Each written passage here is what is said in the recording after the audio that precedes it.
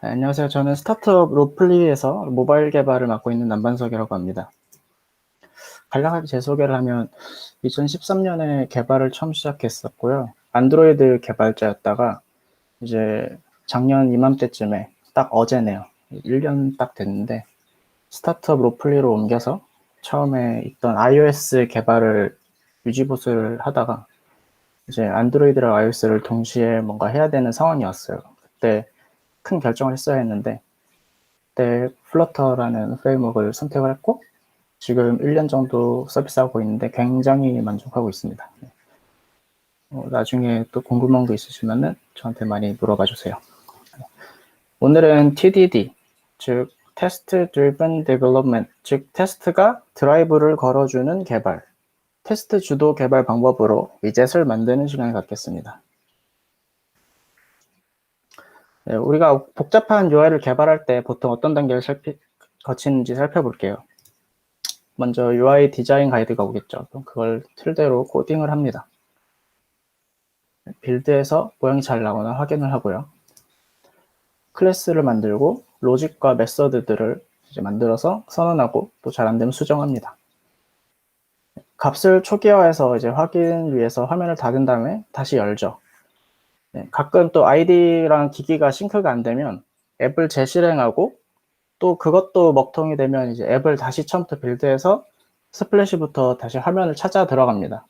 이 단계가 은근히 오래 걸립니다. 그나마 이제 플러터는 핫 릴로드가 되게 잘 되는 편이라 뭐 UI 개발 중에서 짧은 편에 속하죠. 그리고 스펙대로 잘 나오는지 하나둘씩 눌러보면서 확인합니다. 네, 그랬는데 이제 스펙대로 또 안 되면 다시 필드와 로직을 수정을 하고 다시 그 화면을 찾아서 들어가고 다시 또 그 행동을 이제 이어나갑니다. 네, 될 때까지 이제 이 반복이 이루어집니다. UI 개발을 이제 다 끝내고 나면 보통은 이제 문제가 일어나지 않아요. 스펙이 변경되기 전까지는 말이죠. 네, 스펙이 변경이 안 되는 서비스는 제가 알기로는 없을 거예요. 네, UI, UX 플로우가 문제가 생겨서 뭐 이럴 땐 이게 보이고 안 되는데 또 이럴 때는 또 안 보이고 스크롤 했는데 다른 인터랙션이 잘 안 되고 꼬이고 상태값이 꼬이고 버튼이 동작해야 되는데 동작하지 않고 이런 경험들 다들 많이 해보셨죠? 네.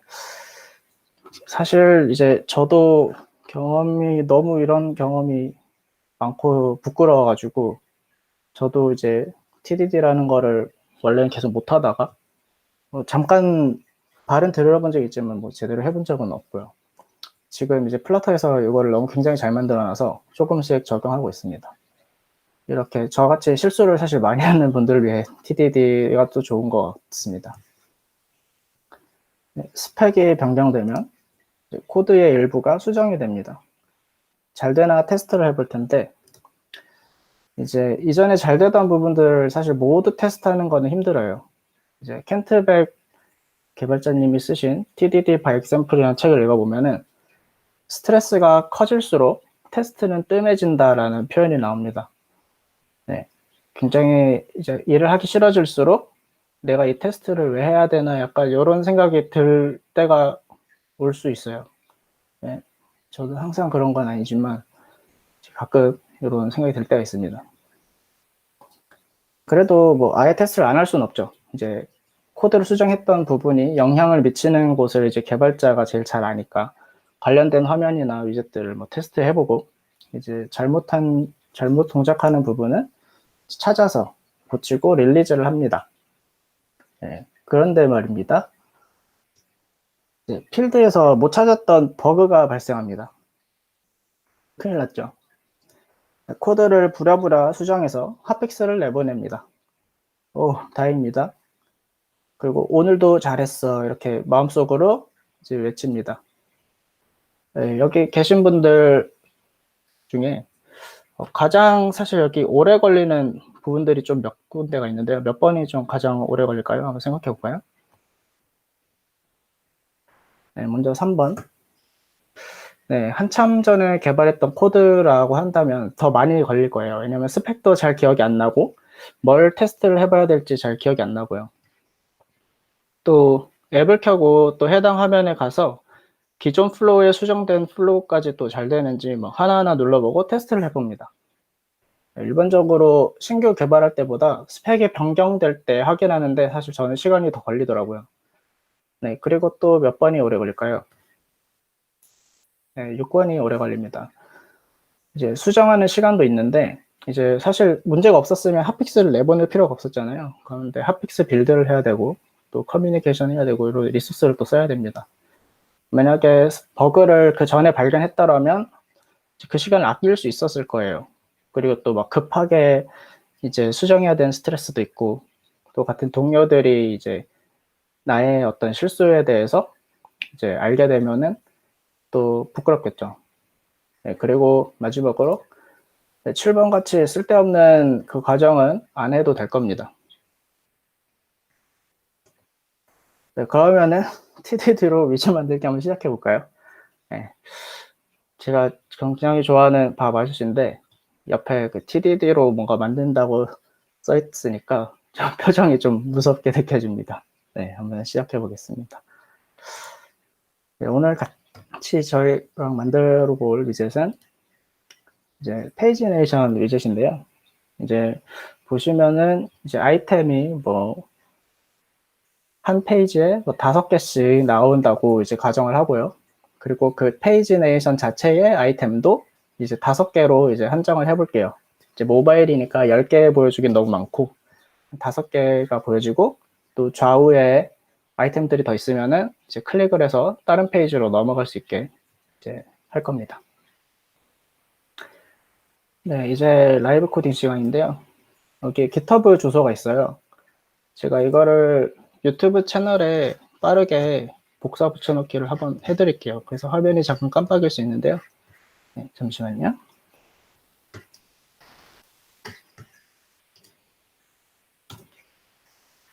네, 이제 공유를 드렸고요. 지금부터 한번 이제 코딩을 한번 시작해 보겠습니다. 화면이 혹시 잘 보이시나요? 그 글씨가 작아서 깨지시면은 바로 말씀을 해주세요.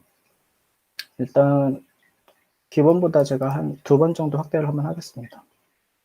네, 이 정도로 하겠습니다. 이제 보통 플러터로 개발을 하실 때 이제 라이브라는 폴더 안에 그 플러터 코드들이 들어가고 이제 실제로 프로덕션 되는 코드들이 여기 들어가게 됩니다. 그리고 그 라이브 말고 테스트라는 폴더가 기본적으로 생성을 해줘요. 여기에 이제 테스트 코드들이 들어가는데요. 이제 메인 함수를 살짝 한번 보겠습니다.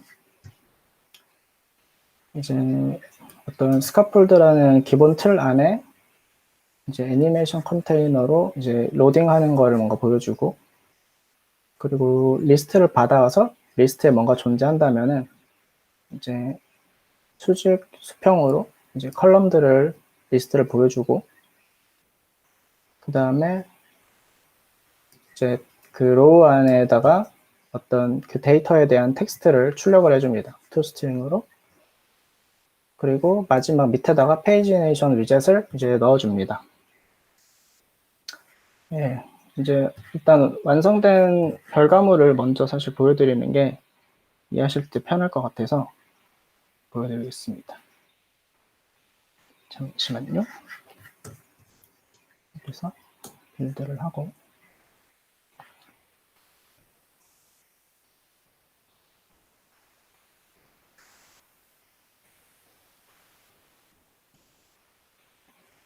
시간이 약간 걸리네요.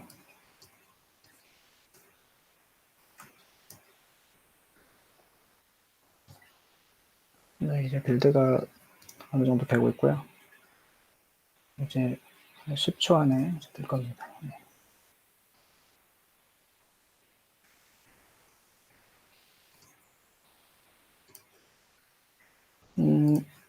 네, 지금 떴는데요.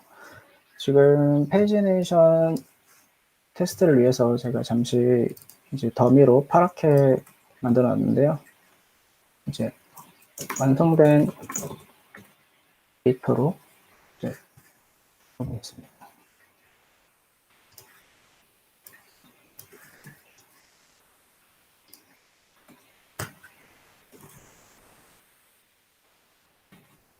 네, 이제 빌드할 필요 없이 바로 이제 저장하자마자 이제 워치가 돼서 바로 빌드에 데이터가 들어갑니다. 그리고 바로 이제 이렇게 화면에 보이는데 이게 한 릴로드예요. 그래서 이제 제가 페이지네이션을 하고 왔다 갔다 하면서 6페이지에도 볼 수가 있는 거예요. 네. 그러면 이제 요거를 위해서 테스트를 먼저 짜려고 합니다. 네, 앱은 종료를 시키고요. 제일 처음에는 비어있는 어떤 클래스를 만들 거예요. 보시면은 아까 전에 파란색 네모였었잖아요. 그래서 여기 아무것도 없어요. 가로, 세로 있고 파란색인 어떤 위젯, 비어있는 위젯입니다. 그 다음에 이제 그 위젯을 위해서 이제 테스트를 짤 거예요. 먼저 테스트를 짜면서 이제 모든 테스트를 페일이 되는 환경으로 만들어야 되는데요. 일단 페일이 되는 환경을 만들고 나서 제가 코드에 대해서 한번 설명을 다시 해보드리겠습니다.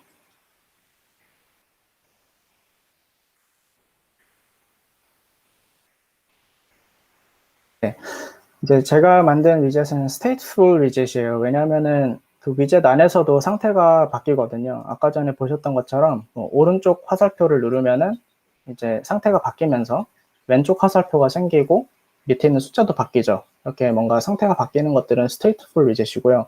오늘은 stateful 위젯을 테스트하겠습니다. 그래서 제일 먼저 테스트할 거는 이제 최초 초기 스테이트를 테스트를 하고 그 다음에 그 스테이트에 따라서 그 뷰가 제대로 나오는지 뷰 테스트를 하고 마지막으로 이제 버튼을 클릭했을 때 제대로 동작하는지 어떤 인터랙션 테스트를 이렇게 세 가지로 나눠서 하겠습니다. 먼저 이니셜 뷰 테스트 하기 전에 스테이트 테스트를 하겠습니다. 네, 만약에 아이템이 25개예요.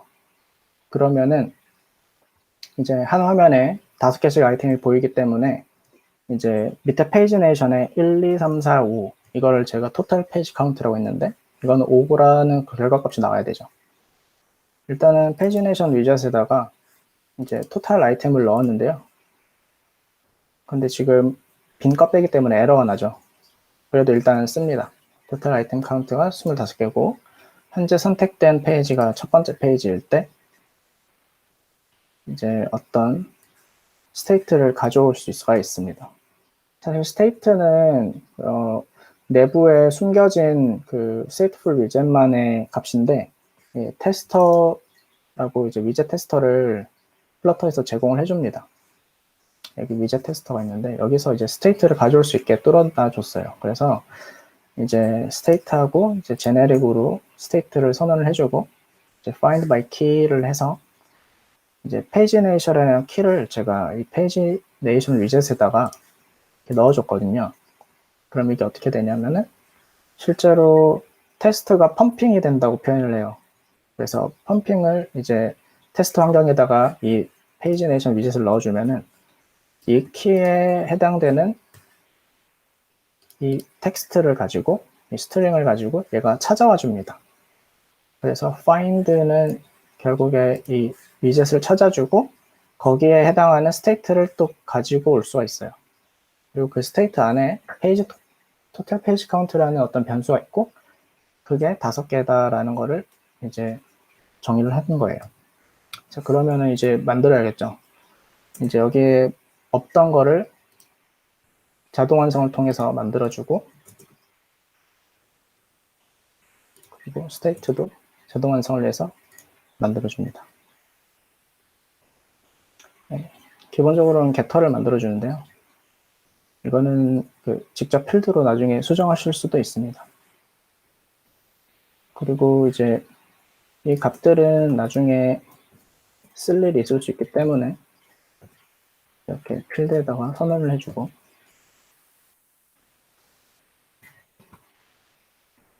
x 키워드를 넣어서 이제 생성자에다가 집어넣은 값들이 바로 이제 여기 세팅이 될 수 있게 해줍니다.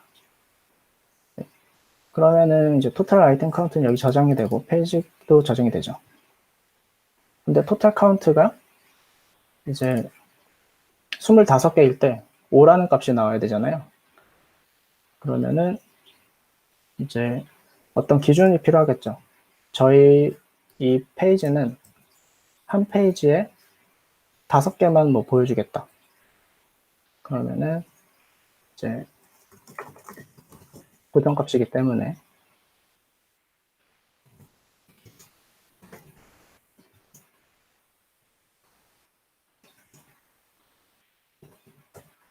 한 화면에 5개씩 보여주기로 합시다.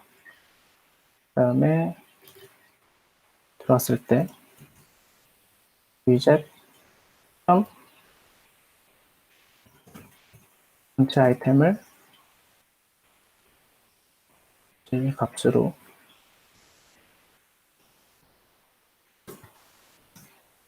나눠주면은 남은 값이 따라서 이제 페이지 카운트가 나오고, 그 다음에 이제 나머지가 있는 경우, 뭐 예로 들면은 뭐 일단 요거까지만 해봅시다. 네, 이게 잘 돌아가는지 해봅시다. 그러면은 지금 제가 준비했던 이제 네, 페이지 테스트들이 에러는 일단 없네요. 네, 그럼 이걸 돌려보겠습니다.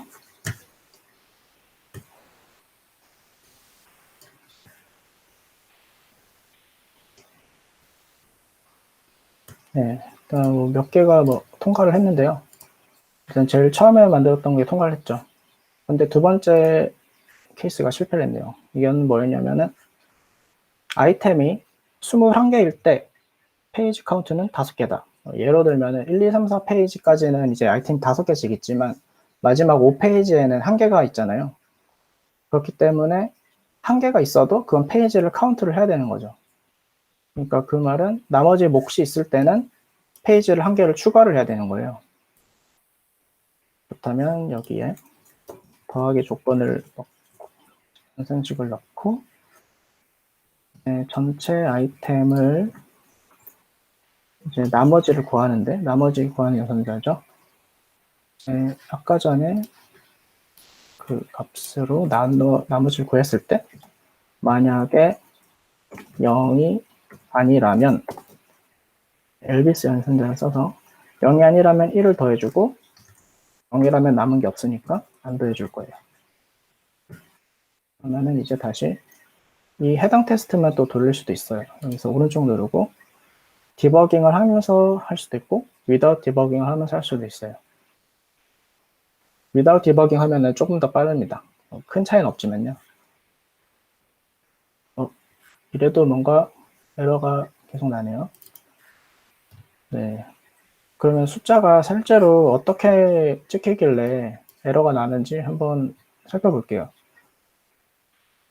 네, 지금 혹시 제가 이게 시간이 생각보다 오래 걸릴 수 있거든요. 제가 발표가 굉장히 좀 느려지면은 그 시간이 오래 걸리면은 카톡으로 좀 경고 메시지를 보내주시기 바랍니다. 네. 지금 에러를 이제 잡기 위해서 이 getter 안에서 실제로 어떤 값들이 왔다 갔다 하는지 디버깅을 찍으려면은 getter를 좀 풀어내야 돼요. 아까 전에 화살표로 저희가 표시했던 그 식을 이제 리턴 값을 바꾸고 이제 프린트를 찍어 보거나 아니면은 뭔가 중간에 제가 여기 브레이크 포인트를 걸어 놓고 디버깅을 돌려보겠습니다.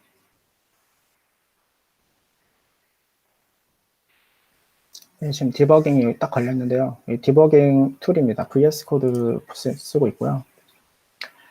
여기 보시면은 이 전체 값을 이렇게 식을 복사를 해서 여기 익스프레션에다 넣어 볼게요. 그럼 무슨 값이 나오나. 네, 지금 잠깐 화면을 잠깐 줄여보겠습니다. 밸류 값이 보이지 않네요. 카피 밸류.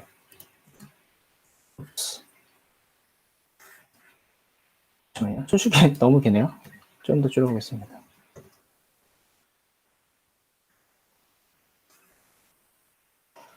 뭐가 에러가 났군요. 이렇게 찍으면 안 되나 봐요.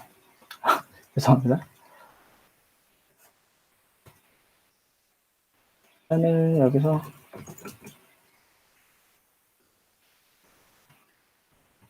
이런 식으로 한번 다시 접근해 보겠습니다. 다시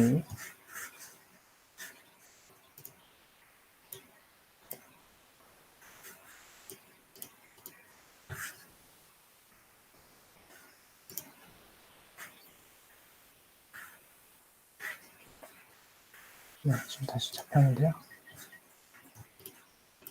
여기서 하나씩 찾아보시죠. 얘는 지우고 표 카운트는 처음에 넣었던 게 그대로 찍혔고요. 그럼 5개도 맞죠? 네, 그러면은 보시면은 나머지 계산이 잘못됐나? 한번 볼게요. 나머지 계산에 문제가 있군요. 왜 그럴까요? 핸들 리셉션의 내용을 한번 볼까요, 그러면?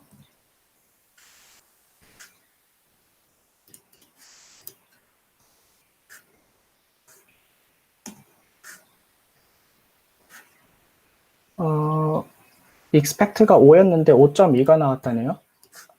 네, 이게 테스트에서 실제로 그 예상값인데 이제 다르게 나왔다라는 게 있어요. 그렇다는 거는 나누기를 했는데 이게 인트를 안 하고 더블로 반환한 거죠. 플로트 같은 거요. 그러면은 이제 인트로 계산할 때 또 연산식이 있습니다. 정리를 하고 이제 여기서 물결 무늬를 추가해주면은 인트로 반환을 해줍니다. 네, 다시 이제 잘 돌아가라. 네.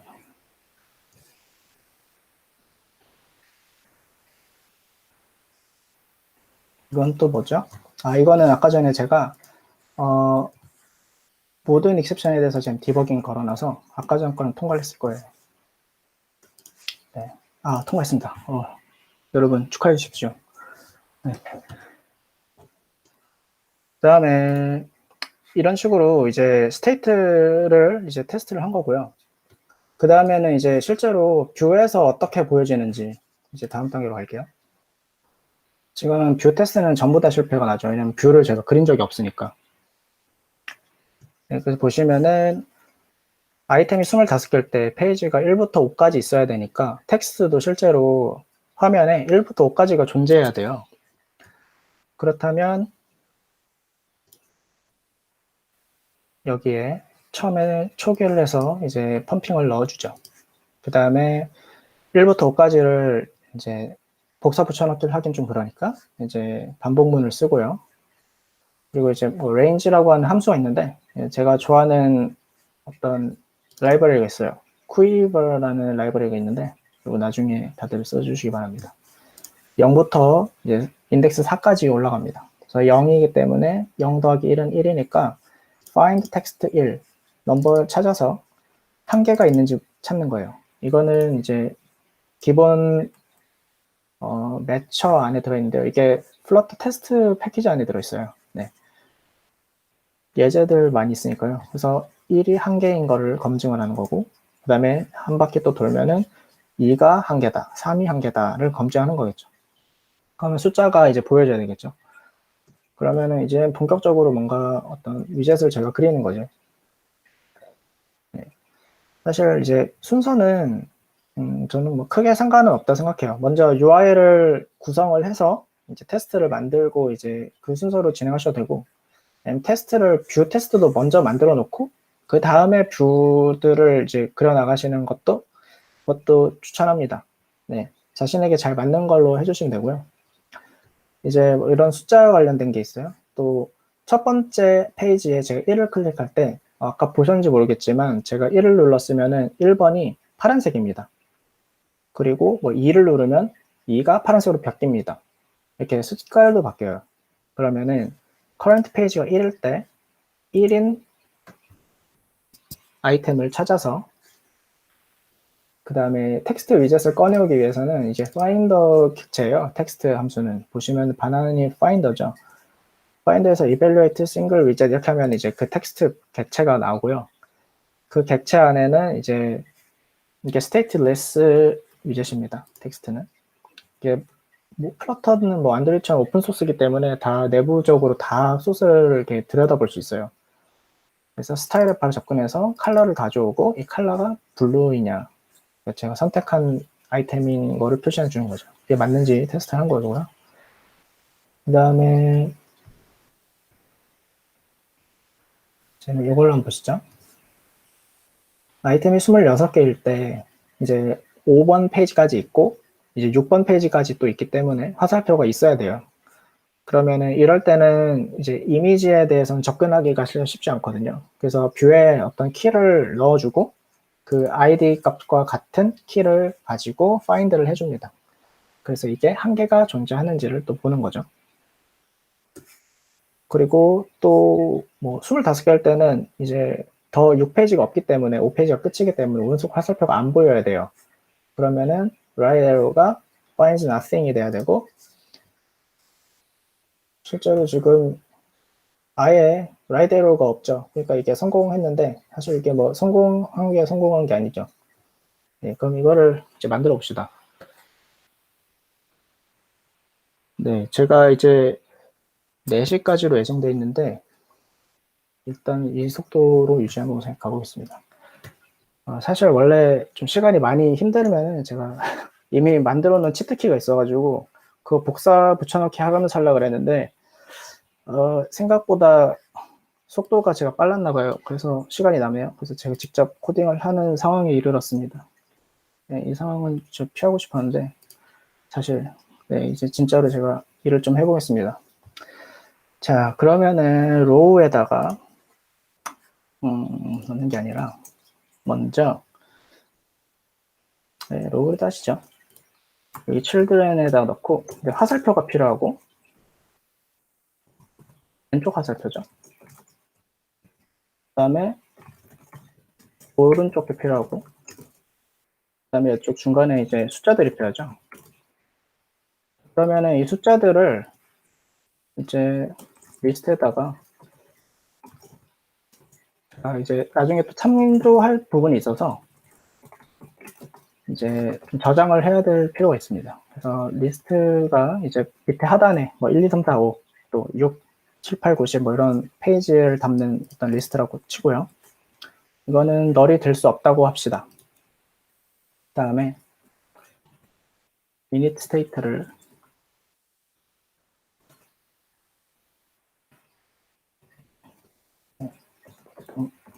여기서 자동 완성을 시켜주는데 친구들이 자동 완성을 안 시켜주네요. 모든 걸 수동으로 하고 있습니다. init state 함수가 이게 맞는지 한 번만 체크해 볼게요. 항상 자동 완성만 써가지고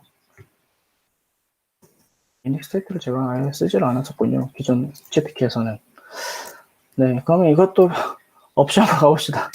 네, 뭐 그 다음에 이제 화살표를 만들어야겠죠. 화살표를 이제 버튼으로 만들어야 되기 때문에 이제 보통 저는 inkwell이라는 이제서 쓰고요. 이제 child로 이제 svg picture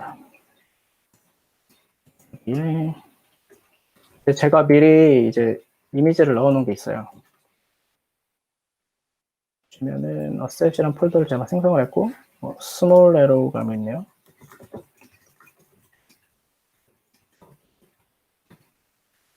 그다음에 오른쪽 화살표가 필요하죠.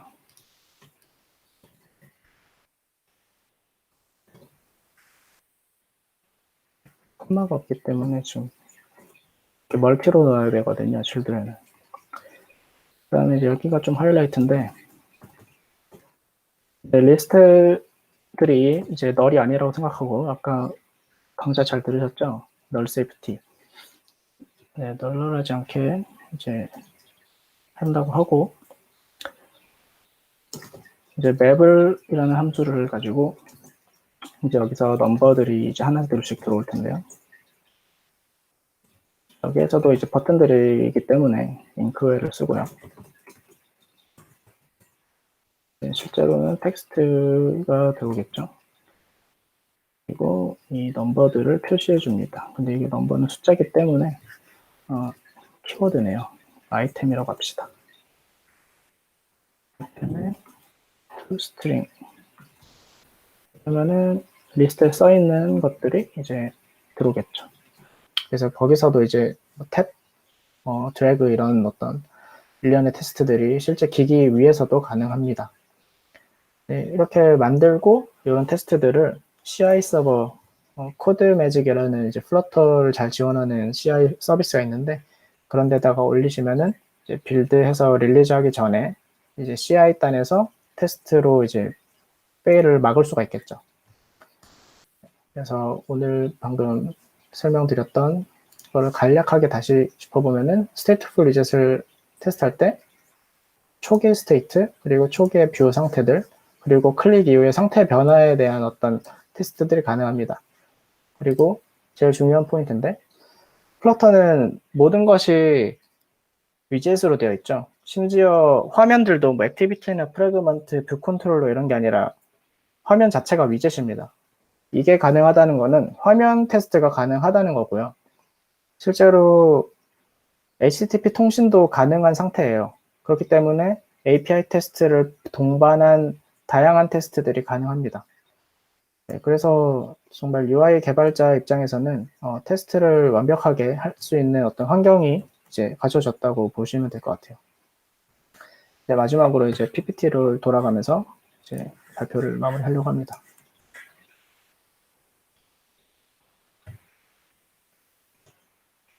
네, 아까 전에 보셨던 복잡한 UI를 개발할 때 우리의 모습이죠. 이제 TDD로 개발을 할 때는 몇 가지가 달라지는데요.